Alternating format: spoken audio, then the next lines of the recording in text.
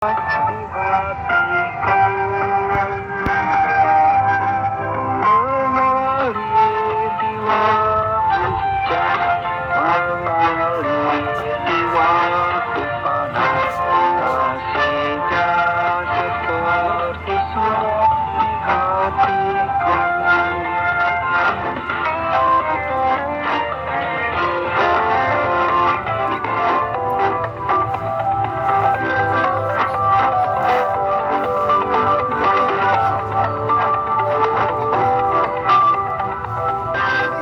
Saudara, terima kasih sudah mendengarkan program Jembatan Hati.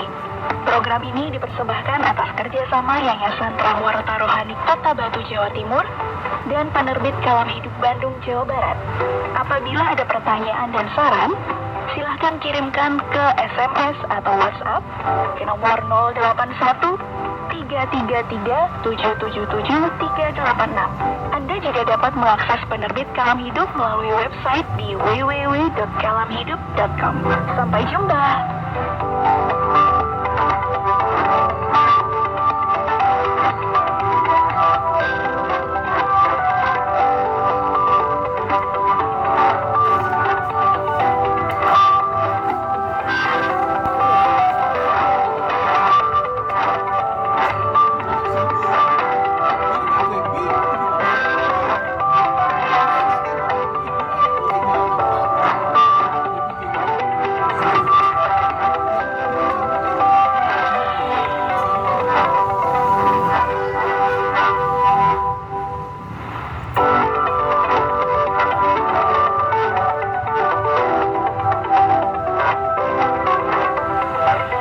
Berjumpa sahabat dalam program Jembatan Hati, dan pada kesempatan kali ini bersama dengan saya Farhan Malanguna, kita akan membahas tentang kematian orang yang menerima Yesus. Untuk itu, mari bersama-sama kita simak narasi berikut ini.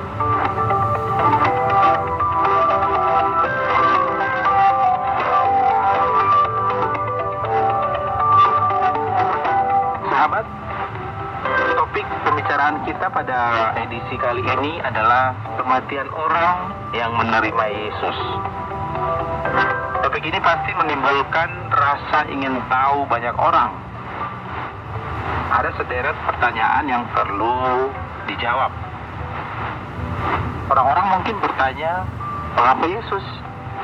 Siapa dia? Dan mengapa harus dipersoalkan tentang menerima atau menolak Yesus? Apa hubungan Yesus dengan kematian manusia? Bukankah Yesus juga adalah seorang manusia biasa, sama dengan manusia yang lain? Memangnya ada persoalan apa? Apa yang terjadi pada setiap orang pada saat kematian kalau dihubungkan dengan Yesus? Atau apakah ada sesuatu yang istimewa bagi orang yang menerima Yesus? Ya, sahabat, mungkin pertanyaan masih banyak lagi menyangkut topik yang menarik ini. Sangat wajar kalau orang cenderung menjadi curious people yang selalu penasaran, ingin tahu semakin luas dan dalam tentang suatu hal yang menarik, ya, termasuk mengenai seorang manusia. Sahabat, kalau kita berbicara tentang satu pribadi, maka berdasarkan topik hari ini, saya mulai dahulu tentang pribadi yang bernama Yesus. Nama Yesus lengkapnya adalah Yesus Kristus. Ringkasnya, Yesus berarti penyelamat atau pembebas, sedangkan Kristus berarti yang diurapi. Yesus Kristus diutus oleh Allah ke dalam dunia untuk menyelamatkan manusia dan dunia ini.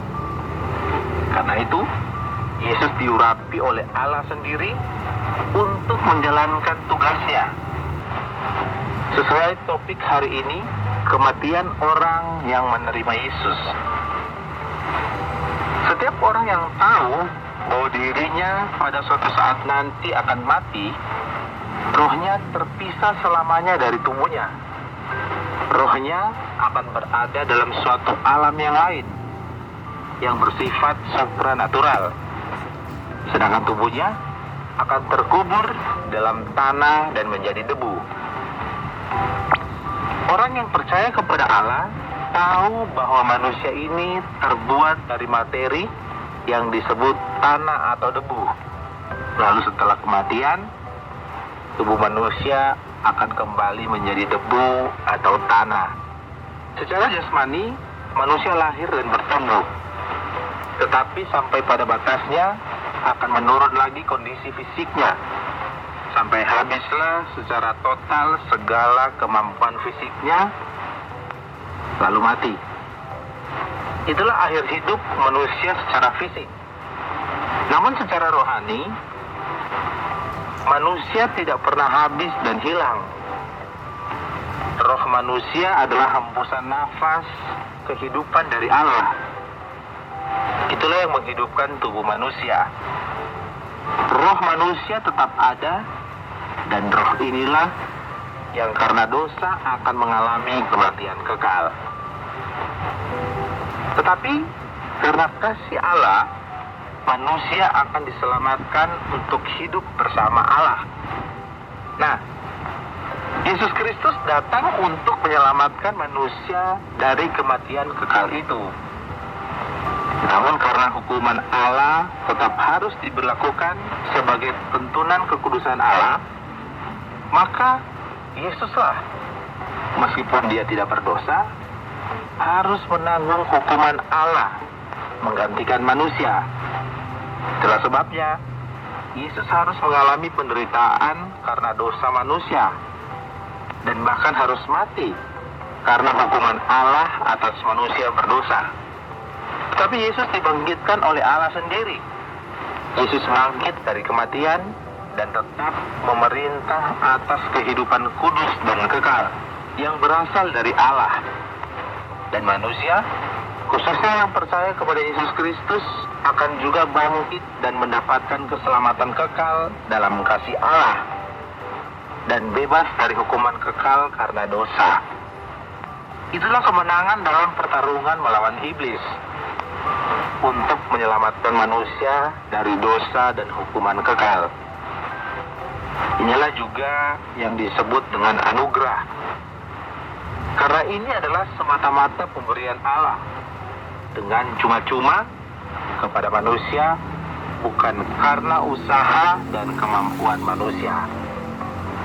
Sahabat, kini sudah menjadi sangat jelas apa yang terjadi pada kematian orang yang menerima Yesus. Orang yang percaya dan menerima Yesus Kristus sebagai Tuhan dan Juru Selamatnya akan dibebaskan dari hukuman kekal dan mendapatkan kehidupan kekal bersama Allah.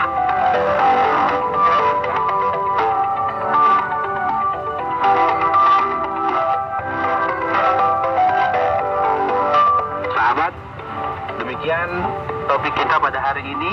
Kita membahas tentang kematian orang yang menerima Yesus. Semoga ini menjadi bahan perenungan untuk kita semuanya. Kita jumpa kembali di topik selanjutnya.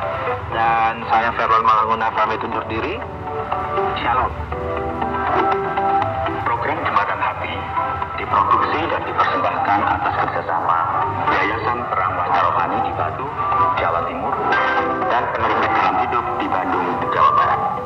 Program ini dengan sederhana menyoroti dan memaparkan kondisi hati manusia dan karakter manusia di bawah terang firman Allah.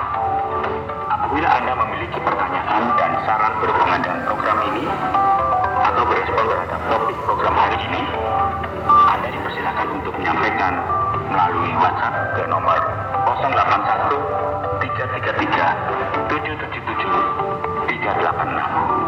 Anda dapat juga mengakses program ini ke website Penerbit Dalam Hidup, yaitu www.dalamhidup.com.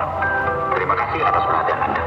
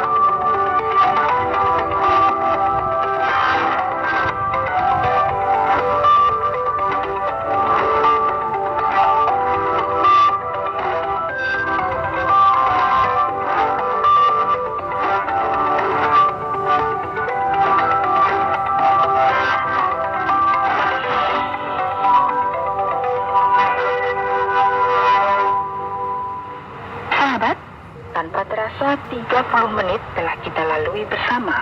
Saya mengajak Anda untuk tetap mendengarkan program Jembatan Hati, sebuah program yang berbicara tentang Allah Pencipta dan manusia sebagai umat ciptaannya. Di minggu depan, pada gelombang 25 meter atau frekuensi 11.965 kHz, pukul 17.30 waktu Indonesia bagian Barat. Inilah KTWR Agana Guam.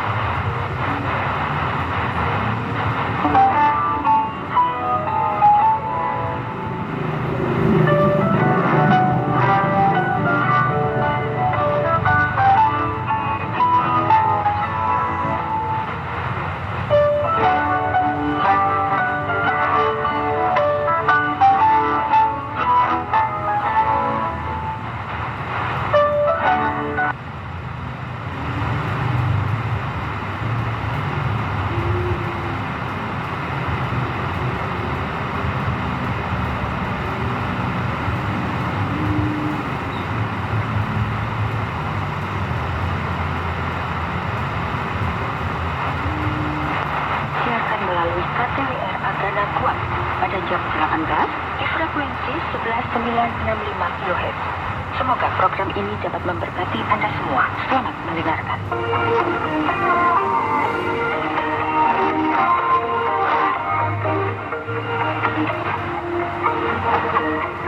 Selamat berjumpa kembali saudaraku.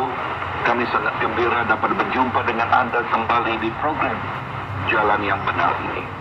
Yesus Mesias adalah unik dalam kelahirannya, watak, dan pekerjaannya. Bahkan Yesus adalah unik dalam pengajarannya. Tiada seorang pun yang pernah mengajar dengan jelas dan bermakna seperti Yesus lakukan. Dia mengajar mereka dengan kuasa yang tidak dimiliki oleh para pendeta dan imam. Sedikit perkataan yang keluar dari mulut Yesus lebih berharga daripada banyak yang diucapkan oleh pemimpin agama mereka. Oleh itu, kebanyakan pemimpin Yahudi tidak senang dengan Yesus. Dalam pelajaran terakhir, Yesus mengajar murid-muridnya di atas bukit. Khotbah itu boleh disimpulkan dengan 6 perkataan. Jangan menjadi seperti orang munafik. Berkata kepada orang ramai, jangan seperti orang munafik. Jika seorang berpura-pura mempunyai watak yang tidak konsisten atau tidak sesuai dengan isi hatinya, dia adalah orang yang munafik. Yesus berkata bahwa orang munafik adalah seperti bubur yang bercat putih atau yang bersih di luar tetapi penuh dengan tulang dan kotoran di dalam. Tiada siapa boleh menipu Allah. Firman Allah berkata, sebab segala sesuatu telanjang dan terbuka di hadapan mata Dia. Yang berkata kepadanya, kita harus bertanggung jawab. Yesus yang mengetahui hati manusia melihat kemunafikan dalam hati para pemimpin agama, orang Farisi dan ahli Taurat. Di luar mereka sangat tekun berdoa, berpuasa dan bersedekah. Tetapi di dalam hati mereka tidak benar-benar mencintai Allah dan firman-Nya. Akibatnya semua tindakan dan ritual mereka menjadi sia-sia. Maka Yesus mengajar murid-muridnya dengan berkata, dan apabila kamu berdoa, janganlah kamu berdoa seperti orang munafik.